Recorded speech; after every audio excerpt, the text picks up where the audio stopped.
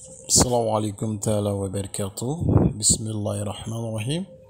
الحمد لله رب العالمين الرحمن الرحيم مالك يوم الدين إياك نعبد وإياك نستعين اهدنا الصراط المستقيم صراط الذين أنعمت عليهم غير المغضوب عليهم ولا الضالين آمين. اللهم صل على سيدنا محمد الفاتح لما أغلق والكاتم لما سبق ناصر الحق بالحق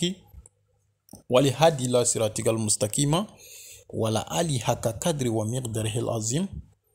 Ame fulla saw bela jilima ambaw bela jilin wala nyumandon ambaw bela jilen to kiramantu yalla amba ni ala fi ala kan ko bela jilen sabati ala kan bela jilen deme ala ka sababu nyuman dama ala kan lakanda ala ka here kanye ay wa ambol mo bi ni ambole ye ka video yirawla video min be na lebe tul barakan ya famia wadudu bela jeleme wadudu don bela jeleme wadudu ko kalama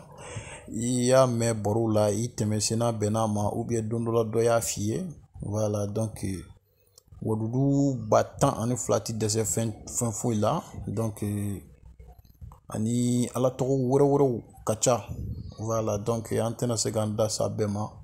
voilà parce que nous do ye fin ye nous fin ye al ni afo mo ka ke atit na nya soro ka ke donc an goni an kelo no ka tulu bara bo abambulo ko yan ni mo mi mo sirama iban contacter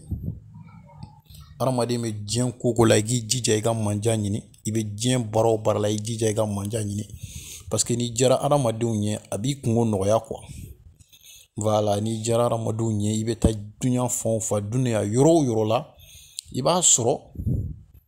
ibe dia mo ye mais obe soro fin do faire abe do la naturellement mais ni ya nyini so woni man kunda fana iba nya soro parce que ara de nga ko bela jelen sur le medien nya bolo bibi na ni mandi mo ye hali i bolmo i sumo bela jelen mi sega eloigné là mais ni ibe gere mo la donc ni ibe ko ye ni so woni mo nyini nala sonama abi de me fin chamana voilà o de la kama bien fana boranye tulu baranye ambika présenter la bi voilà donc anko nambe ambe tulu bara glansira mununga oluya che afroye mais ka bobi ka fo tulu bara mimbe nabe mu ila nabe manjala sima nabe garzige la sima nabi aramadenga koda ele nabi sababu nyuman di en fomana ka kuma le kande bo am se ka fo era anko ama publier ka teme ama delga aller publier quoi bonin tulu bara en kan kodu ni be ni mu juguya tesila ni be ni mu ibe jamo ye ni be ni mu abi garzige dale voilà donc mo bala se kan contacter 00223 79 27 04 76 voilà donc ni o konkon iban sura nga tegreninga nala ni kraka jen ramadia ni jugadi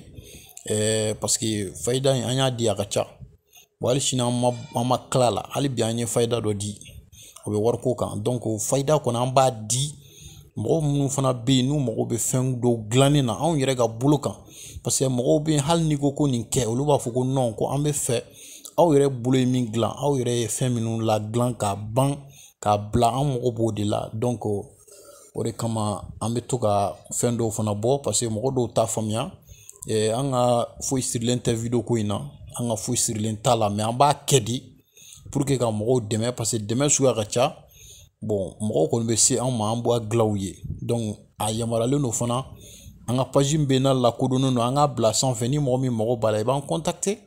donc on a lan kraka jamba dima sinon alhamdulillah en yere ba fo alhamdulillah ba fo Dieu merci sanika fenke mo ga ki yere folo en ba fo alhamdulillah anya kanyere anya jabi surala donc ambe fe gam balmal sabe o fana demenaye donc ni mo mi mo bala ban contacter anga nega juru ko fole na nala sono